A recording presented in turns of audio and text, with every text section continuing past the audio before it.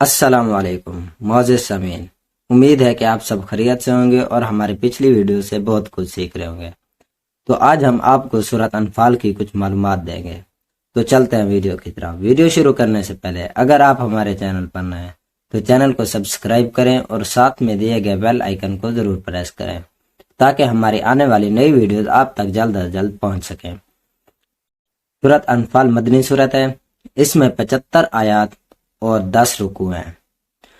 جنگ بدر میں رمضان 2 ہجری میں واقع ہوئی۔ سورۃ انفال ایک مدنی سورت ہے جو جنگ بدر کے بعد غالباً ذوالقعدہ 2 ہجری میں نازل ہوئی۔ جنگ بدر سے پہلے سورۃ طلاق اور سورۃ محمد نازل ہوئی تھی۔ مرکزی مضمون فلسفہ جہاد، جہاد کے آداب، ترغیب جہاد اور احکام، صلح و جنگ اور فضائل جہاد کی وضاحت شامل ہیں جو کہ اہم مسائل ہیں۔ پہلا پیراگراف میں تمہیدی آیات اور مغفرت اور رزق کریم کی بشارت جو کہ آیات 1 تا 4 میں بتایا گیا ہے۔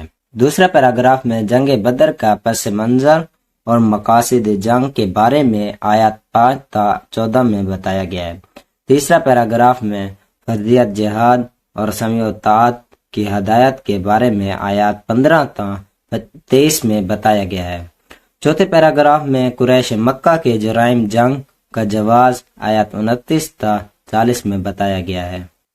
پانچویں پیراگراف میں مال غنیمت اور احکام جنگ کے بارے میں بتایا گیا ہے جو کہ آیات 41 تا 47 میں ہے۔ چھٹا پیراگراف میں جنگ بدر میں ابلیس کا کردار، منافقین اور ابو جہل کا فرعونی رویہ آیات 48 تا 54 میں بتایا گیا ہے۔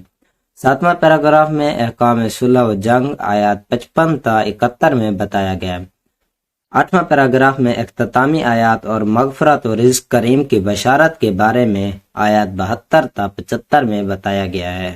امید ہے کہ آپ کو ہماری یہ ویڈیو پسند آئی ہوگی۔ اگر پسند آئی ہو تو ویڈیو کو لائک کریں اور کمنٹ سیکشن میں اپنی رائے کا اظہار ضرور کریں۔